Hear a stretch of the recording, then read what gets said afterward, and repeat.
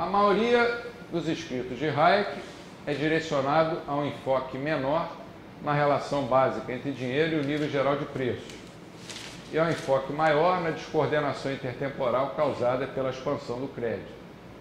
É uma característica dos economistas austríacos, enfatizar a descoordenação intertemporal que a expansão de crédito provoca.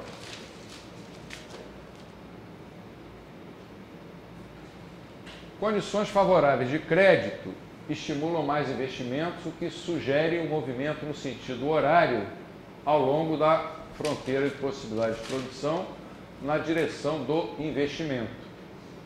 Aumenta o investimento na fronteira de possibilidade de produção.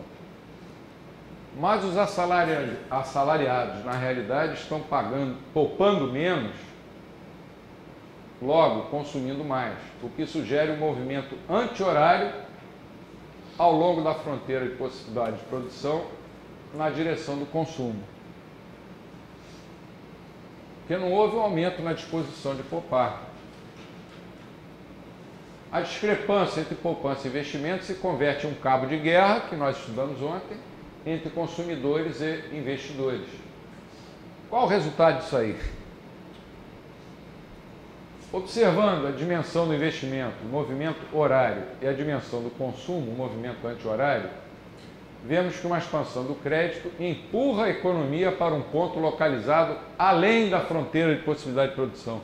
Você vai exigir da economia mais do que ela pode oferecer. Temporariamente até pode. Os vetores resultantes vão ser esses dois aí.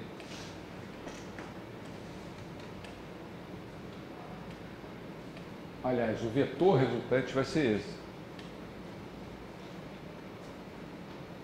Nenhuma economia cresce o que a gente quer que ela cresça. Ela cresce o que ela pode crescer. Você acredita que emitindo dinheiro ela vai crescer mais, você está acreditando em contos da carochinha. Então a economia está superaquecida, está trabalhando acima da sua capacidade normal, para usar uma linguagem mais moderna. É claro que isso não pode ser sustentado.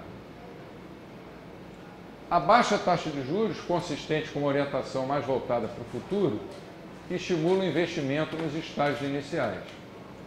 Mas sem recursos suficientes sendo liberados em outros lugares, a maioria desses investimentos jamais será completada.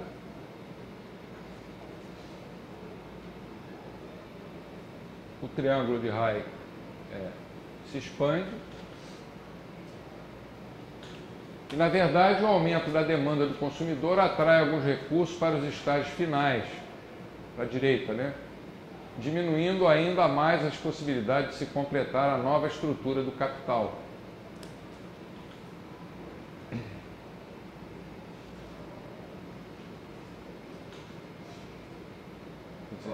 A economia se voltou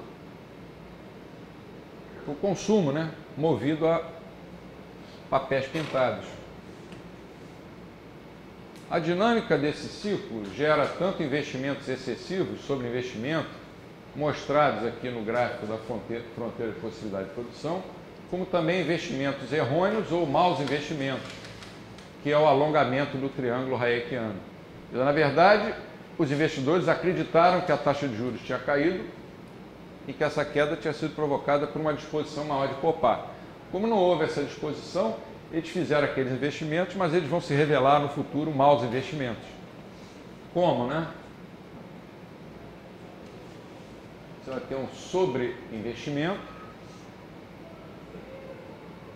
e maus investimentos ali ao longo da estrutura de capital da economia. Essas distorções são agravadas pelo sobreconsumo, como ilustrado na fronteira de possibilidade de produção e no triângulo de Hayek. Quer dizer, estão exigindo da economia mais do que ela pode dar. Ali no triângulo, o sobreinvestimento seria da linha laranja até a interseção. Até a interseção. E o sobreconsumo que estaria acima dessa linha laranja. Dessa linha amarela. Aqui, né? Você teria sobreconsumo e sobreinvestimento para aquela parte do triângulo. Do triângulo. Está ali. Mises repetidamente utilizava a frase maus investimentos e sobreconsumo. O cabo de guerra que opõe consumidores a investidores leva a economia para além da fronteira de possibilidade de produção, que é uma coisa artificial, não pode durar, isso é impossível. A baixa taxa de juros favorece o investimento e as restrições cada vez maiores de recursos impedem que a economia atinja o ponto além da fronteira de possibilidade de produção. Você começa uma bolha, né? E é aí que começa a bolha. Essa estrutura de produção, temporariamente em conflito, triângulos desconexos, eventualmente transforma o crescimento em recessão e possivelmente numa depressão.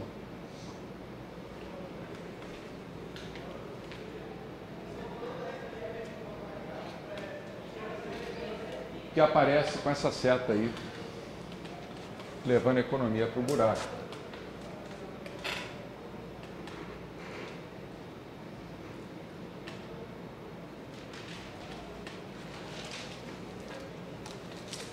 Está tudo errado. A economia não pode continuar assim. Isso não é sustentável.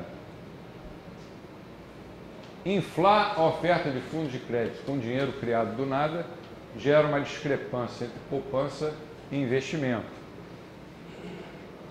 Ocultar a diferença entre poupança e investimento dá início ao cabo de guerra entre consumidores e investidores. Opor os estágios iniciais aos finais na busca por recursos, que é o cabo de guerra, distorce o triângulo hayekiano em ambas as direções, sendo que essa descoordenação temporal eventualmente irá transformar o crescimento em recessão. Veja a economia reagindo a uma expansão do crédito.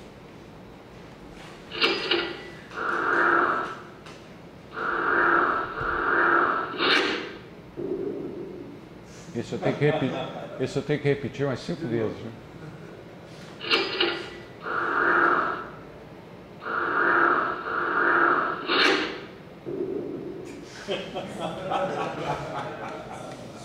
Mais uma vez.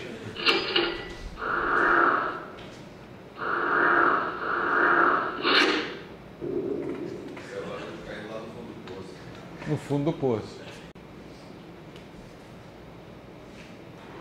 Aumento da poupança versus expansão artificial do crédito. Uma comparação resumida. A poupança dá suporte ao crescimento genuíno, sustentado. Veja.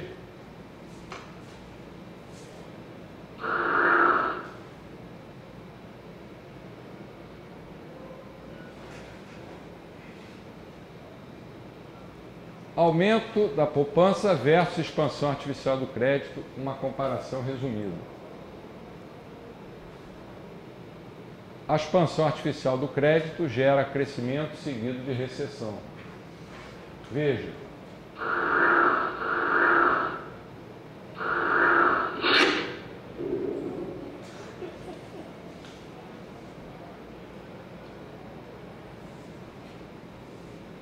Isso está nesse livro que eu recomendo para todos vocês. É um livro sensacional.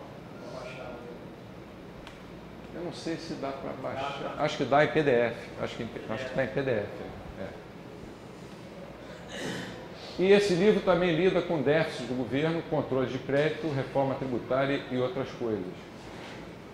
E tem outros materiais do Roger Garrison nesse site www.auburn.edu. Como é que chama isso aqui? Tio Garrison. Não, Garrison não, Garriro.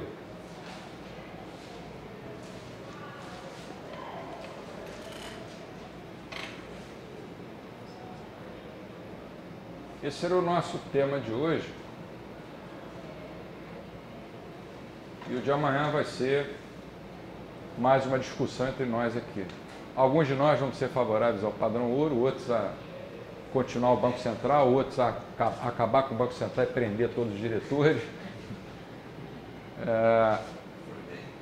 Agora eu estou aqui para tentar responder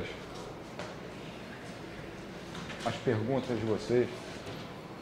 Tem 4 perguntas. Hã? 4 perguntas.